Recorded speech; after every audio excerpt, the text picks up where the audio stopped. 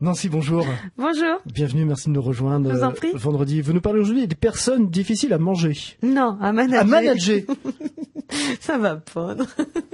Oui, parce que bon, on parle beaucoup d'emploi, on parle beaucoup de recherche d'emploi, mais j'aimerais aussi parler un petit peu de management sur cette nouvelle année. Et puis allons-y. Voilà. Et il y a vraiment des managers qui sont en difficulté avec certains tempéraments de collaborateurs qui sont très très difficiles à manager. Ceux qui sont déjà en poste. Hein. Eh oui, ceux qui sont déjà en poste.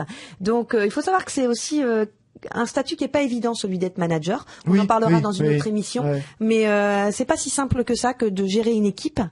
Gérer une équipe, qu'elle soit de 5 ou 6 personnes, c'est gérer des tensions, des conflits, des humeurs, des incompatibilités, émotions, des incompatibilités. Et puis parfois, faut être honnête, on nous met dans nos équipes, quand on est manager, des gens qui sont pas forcément tous compétents. Il est bien connu que, notamment dans les équipes de commerciaux, quand vous discutez avec des directeurs régionaux, ils vous disent eux-mêmes, j'ai récupéré un tel parce qu'un tel n'en voulait plus. Enfin bon, bref. Et donc il y a des choses comme ça. Donc il y a des gens qui sont réellement difficiles à manager. Donc on va essayer de donner quelques conseils. Déjà, quand vous avez quelqu'un qui est difficile à manager, il ne faut pas hésiter à multiplier les entretiens. Il y a une expression qui dit marquer les gens à la culotte. C'est un peu ça. Quelqu'un de difficile à manager, j'ai pas dit le fliquer.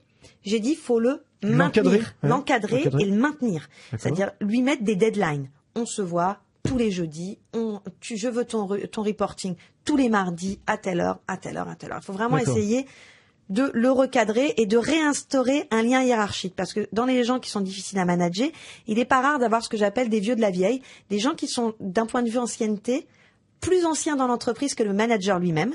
Bien sûr.